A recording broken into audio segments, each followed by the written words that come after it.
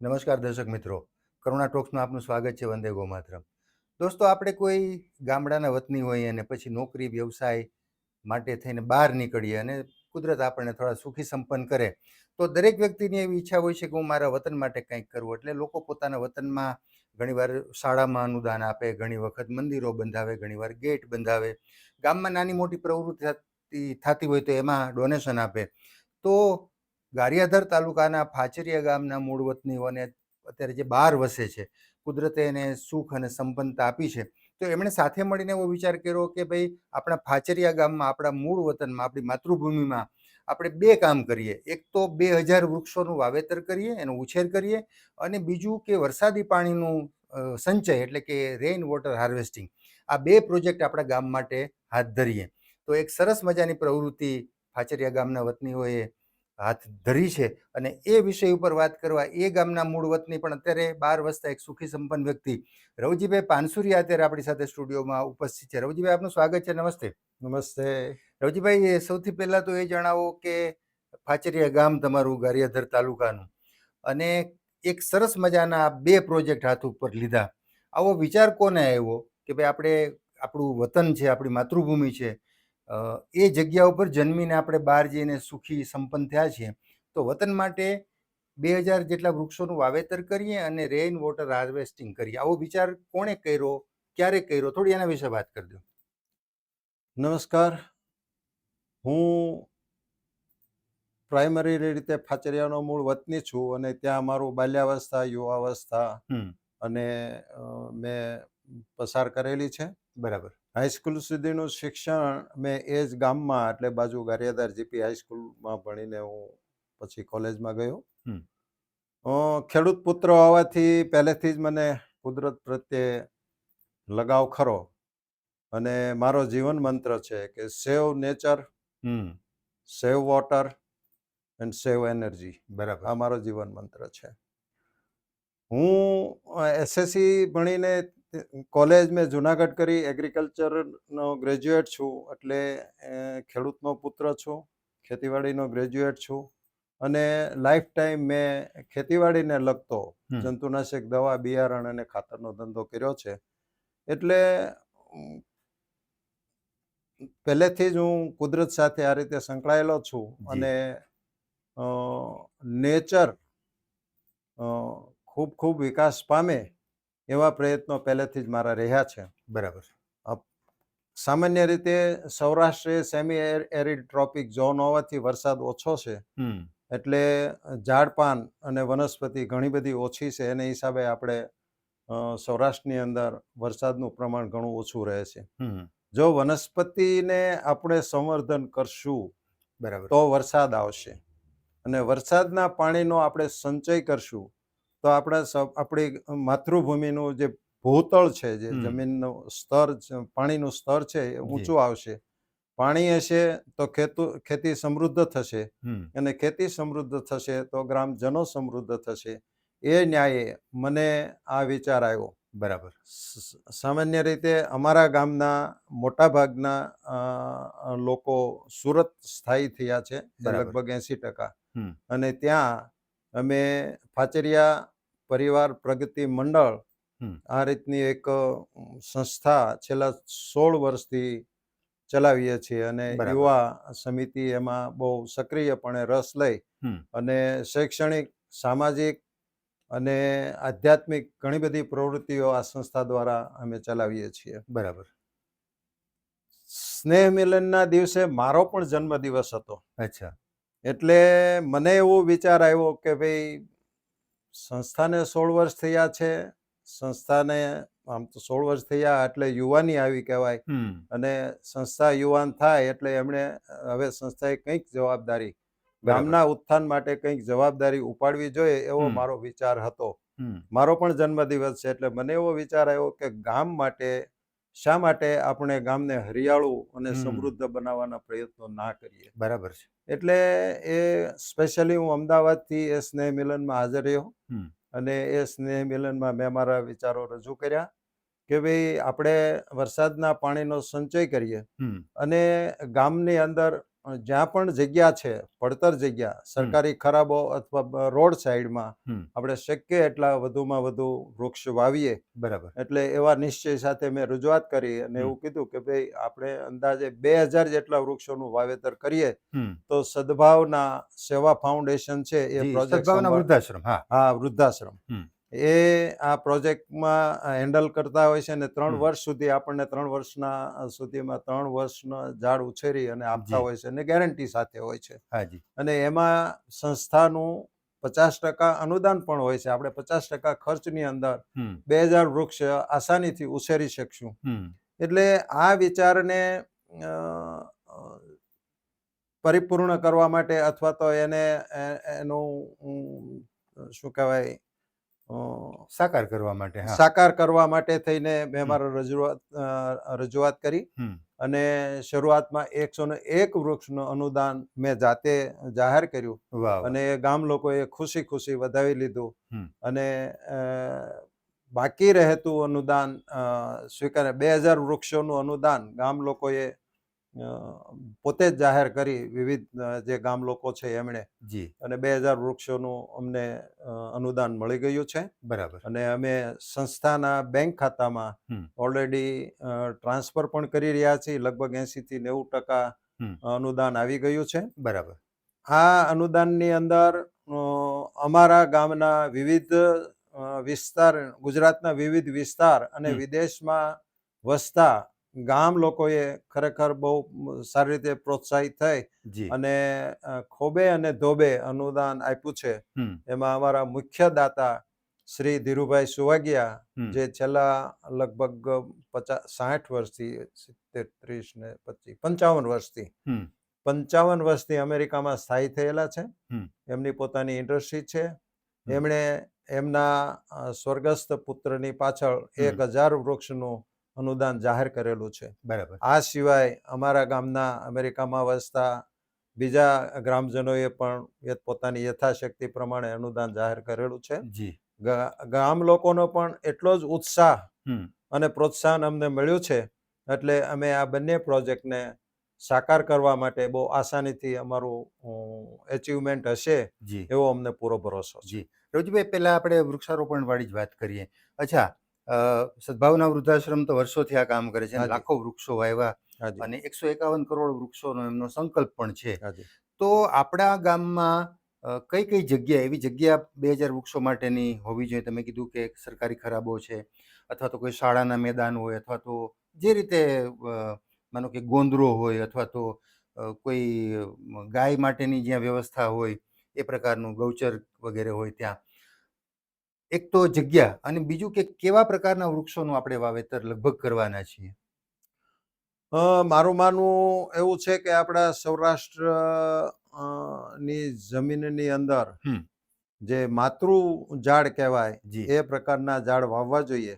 અને એમાં ખાસ કરીને છાંયડો આપતા વૃક્ષો કે જેનું આયુષ્ય 200 વર્ષ કરતાં પણ વધારે હોય છે એવા લીમડો, વડલો, પીપળો, ઉમરો અને એ સિવાયના બીજા જે કોઈ ઝાડ એવી એ ક્લાસમાં આવતા હોય એવા ઝાડનું વાવેતર કરવાની અમારી ગણતરી છે. બરાબર. અને ખાસ કરીને અગાઉ મેં કીધું એમ કે ભાઈ સરકારશ્રીની અથવા તો પંચાયતના હસ્તક જે જમીનો પડેલી છે, ગૌચર છે અથવા તો ખરાબાની જમીન છે, એ ઉપરાંત રોડ સાઈડ ગામના જ્યાં જ્યાં રસ્તાની હદ છે ત્યાં સુધી બંને સાઈડે અમે વૃક્ષોનું વાવેતર કરવાની અમારી ગણતરી છે.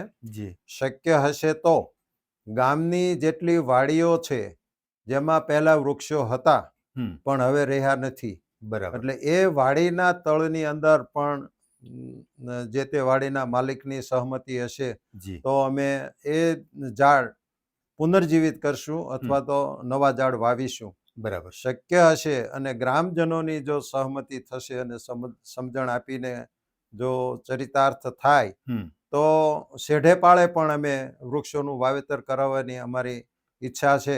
જેટલી જાડી ગામની અંદર વધારે હશે એટલું ગામ હરિયાળું લાગશે અને જેટલું હરિયાળું થશે એટલું જ વરસાદનું પ્રમાણ વધશે. વરસાદનું પ્રમાણ વધશે તો ભૂતળનું પાણી વધશે અને સરવાળે ગ્રામજનોની આમદની અને સદ્ધરતા વધશે બરાબર એવું મને પૂરેપૂરો વિશ્વાસ છે. બરાબર છે. રવજીભાઈ, તમે જે વૃક્ષની જે આખું ક્લાસિફિકેશન કર્યું કે ભાઈ લીમડો, વડલો, આંબલી, ઉમરો વગેરે, તો વૃક્ષ છે એ આ પ્રકારના ફળવાળા વૃક્ષ છે જે પક્ષીઓ માટે કાયમના અન્નક્ષેત્રે લોકો અન્નક્ષેત્ર બાંધતા હોય છે, જી જી બંધાવતા હોય છે. તો આ તો પક્ષીઓના 500 વર્ષ, 300 વર્ષ, 400 વર્ષના અન્નક્ષેત્ર તમે બંધાવી રહ્યા છો તમારા ગામમાં, હાજી એટલે બહુ હાજી મોટું કામ હાજી કરી રહ્યા છો. હાજી અચ્છા, બીજો જે મુદ્દો છે એ પાણી બચાવવાનો. પાણી એટલે વરસાદી પાણીનો, યસ જે રેઇન વોટર હાજી હાર્વેસ્ટિંગ જેને આપણે કહીએ છીએ. તો એને માટે આપણે શું કરવાના છીએ? વરસાદી પાણી માટે અમારા ગામની સીમ બહુ નાની છે, હમ. પણ જેને અમે રોજમાળની ધાર કહીએ છીએ હમ. એ ધારનું પાણી બીજા રસ્તેથી ગારિયાધાર બાજુ અને પછી બીજી નદીઓમાં જતું રહે છે. બરાબર. એટલે એ અમારા ગામ તળનું જે પાણી છે એ ઢોળાવને હિસાબે અમારા ગામમાં આવતું નથી, હમ.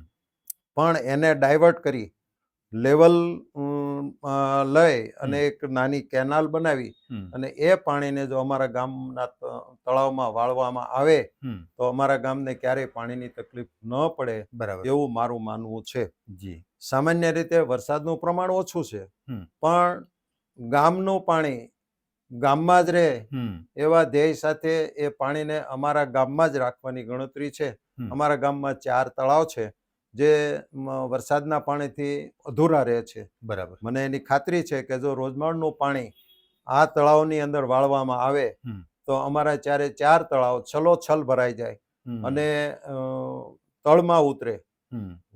ચોમાસા દરમિયાન લગભગ 2 થી 3 વખત ભરાઈ જાય હમ. તો હું નથી માનતો કે વર્ષ દરમિયાન અમારા ગામને ખેતીના પાણીની તકલીફ પડે. હમ. અમારા ગામમાં ક્યારેય કેનાલ આવવાની સંભાવના નથી. બરાબર. એટલે અમારે હુક ઓર કુક વરસાદનું પાણી બચાવવું જોઈએ. હમ. વરસાદનું ટીપે ટીપું સેવ થાય, સહેજ પણ ગામની બહાર જતું ન રહે હમ. એનું ધ્યાન રાખીને જો અમે આ પાણીના સંચયની પ્રવૃત્તિ કરશું જી. તો મને ખાતરી છે કે ગામ લોકોની સમૃદ્ધિ અચૂક વધશે. બરાબર. રોજીભાઈ, આ તો તમે વાત કરી સીમના પાણીની અને ગામ બાજુ વાળવાની, પણ એ જ રીતે અત્યારે તો રાજકોટ જેવા શહેરોમાં પણ અને બધે જ ઘરનું પાણી ઘરમાં રહે તો એને હાજી. માટે બોર રિચાર્જની પ્રવૃત્તિ ચાલે છે.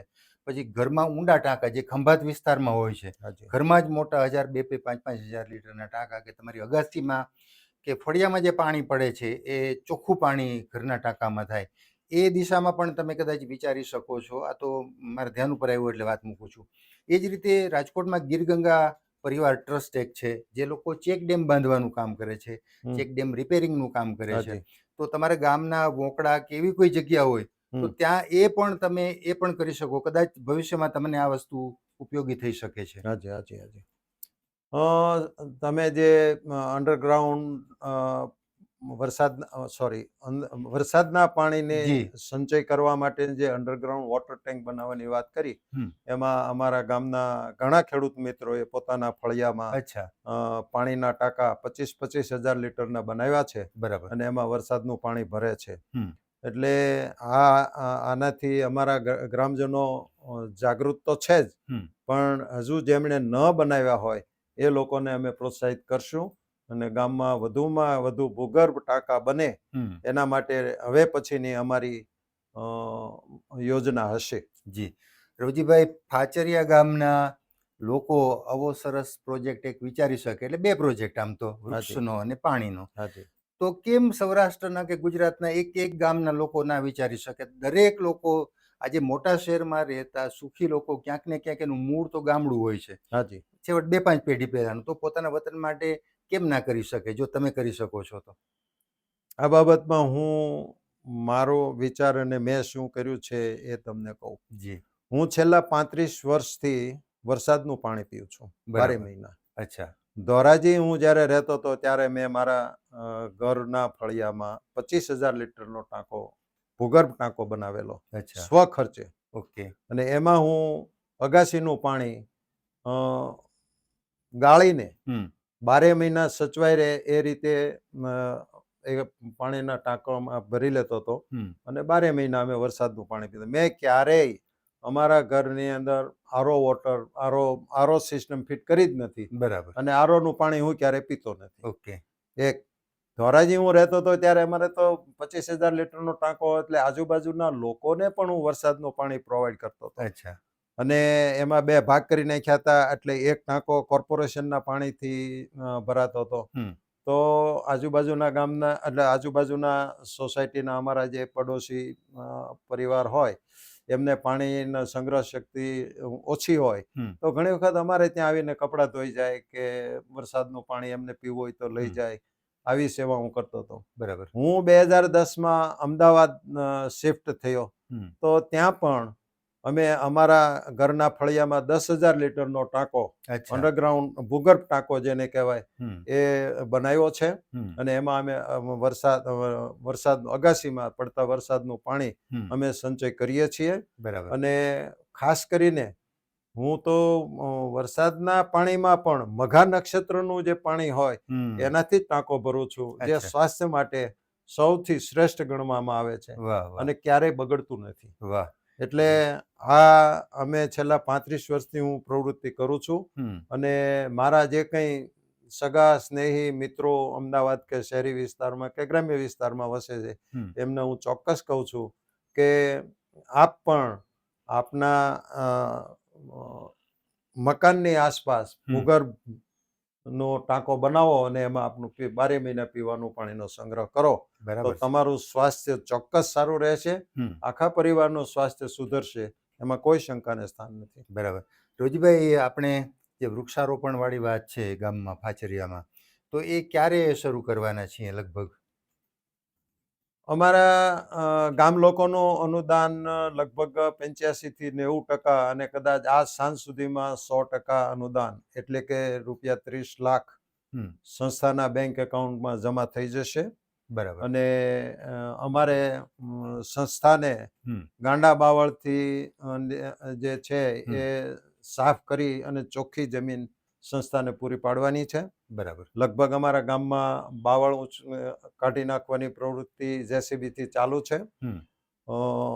હવે સંસ્થાને અમે અનુદાન આપી દીધું છે. સંસ્થા જ્યારે પણ અમને આમ તો કીધું છે સંસ્થાએ કે તમારું ફંડ જમા થઈ જાય એટલે એકાદ અઠવાડિયાની અંદર અમે વૃક્ષારોપણની પ્રવૃત્તિ ચાલુ કરી દઈશું. બરાબર. એટલે શક્ય એટલી વહેલી તકે, ખાસ કરીને ચોમાસાનો વરસાદ ચાલુ થાય એની પહેલા જો આ પ્રવૃત્તિ ચાલુ થઈ જાય અને વાવેતર થવા માંડે તો સોનામાં સુગંધોળી ગણાશે. બરાબર. ગામ લોકોની પૂરેપૂરી તૈયારી છે કે વહેલામાં વહેલી તકે બંને પ્રવૃત્તિ ચાલુ થાય. કે ચોમાસાનો વરસાદ આવે એની પહેલા પેલું જે અમારે રોજમાળની ધારનું પાણી લેવલ કરી અને અમારા ગામના તળાવમાં વાળવાનું છે એ પણ ચાલુ થઈ જવું જોઈએ. અને સાથે સાથે વૃક્ષારોપણની પ્રવૃત્તિ પણ સંસ્થા દ્વારા ચાલુ થઈ જવી જોઈએ. અને એ માટે અમારી પૂરેપૂરી તૈયારી છે ગામ લોકોની. બરાબર. રોજભાઈ, તમે લોકોએ સરસ જે આખું કામ ઉપાડ્યું છે. મોટે ભાગે તમે દાતાઓ મોટે ભાગે બહાર વસો છો, ગામમાં તો ગ્રામજનો રહેતા હોય, એમનો પણ સહકાર છે. અચ્છા, કેવા સહકારની અપેક્ષા છે? કારણ કે તમે લોકો રોજ ત્યાં નહીં રહી શકો, તમે મહિને 2 મહિને આંટો મારી શકો, ચક્કર મારી શકો અથવા તો જોઈ શકો, પણ દરરોજ જે ફાચરિયામાં રહીએ છીએ એની પાસેથી કેવા સહકારની અપેક્ષા છે તમને? ગ્રામજનો આમ તો તન મન અને ધનથી આ બંને પ્રોજેક્ટને સમર્પિત થયેલા હોય એવું અમને લાગે છે. જી. ગામ લોકોના વિશ્વાસ થકી અને એમના અનુદાન થકી જ અમે આ કામને સાંગોપાંગ અમારા ટાર્ગેટ સુધી પહોંચી શક્યા છીએ. અમને વિશ્વાસ છે કે ગામમાં રહેતા, ખેતી કરતા અથવા તો અન્ય ધંધો કરતા નવયુવાનો આ બંને પ્રોજેક્ટ માટે અમને પૂરેપૂરો સહયોગ આપશે. અને અમે જે સંસ્થાને આ કામ એગ્રીમેન્ટથી સોંપવા જઈ રહ્યા છીએ એ સંસ્થાના સ્ટાફને પૂરેપૂરો સહકાર આપી અને જ્યાં જરૂર પડશે ત્યાં ખડે પગે ઊભા રહી અને આ અમારો જે વૃક્ષારોપણનો કાર્યક્રમ કે પાણીને સંચિત કરીને તળાવમાં વાળવાનો જે કાર્યક્રમ છે એને પૂરેપૂરો તન મન અને ધનથી સહયોગ આપશે એવી મને મારા ગ્રામજનો ઉપર પૂરેપૂરો વિશ્વાસ છે. વાહ. રોજીભાઈ, તમે સરસ પ્રોજેક્ટ હાથમાં લીધો છે ફાચરિયાના વતની હોય અને સરસ મજાના 2 પ્રોજેક્ટ તમે કરવા જઈ રહ્યા છો. તમારો ખૂબ ખૂબ આભાર. તમે સ્ટુડિયોમાં આવ્યા અને સરસ મજાની વાતો કરી અને બીજા લોકોને, બીજા ગ્રામજનોને પણ એનાથી પ્રેરણા મળશે તમારા પ્રોજેક્ટથી, આ વાતોથી, કે ભાઈ ઘણા બધા લોકો બહાર છે, એ લોકો પોતાના વતન માટે શું કરી શકે, વૃક્ષારોપણ કરી શકે, પાણીનું કામ કરી શકે, ઘણું બધું કરવા જેવું છે. એ સરસ રીતે તમારી આ વાત ઉપરથી લોકો પ્રેરણા ચોક્કસ લેશે. દર્શક મિત્રો, ફાચરિયા ગામના વતનીઓએ જે વસ્તુ સાકાર કરી બતાવી છે અથવા તો સાકાર કરવા જઈ રહ્યા છે, એ આપણે પણ આપણા વતન માટે, આપણા ગામ માટે કરી શકીએ. અને એટલીસ્ટ વૃક્ષારોપણ, પાણી, આ બધી જે મુખ્ય જરૂરિયાતો છે, પર્યાવરણને સુધારવાની જે જરૂરિયાતો છે, એના ઉપર ચોક્કસપણે ધ્યાન દઈએ. ફરી પાછા કોઈ નવા વિષય સાથે, નવા વિષયના તજજ્ઞો સાથે મુલાકાત કરશું. ત્યાં સુધી રજા આપશો. નમસ્કાર. નમસ્કાર. સંસ્થાનો હું ખરેખર હૃદયથી આભાર માનું છું. Thank you. નમસ્કાર.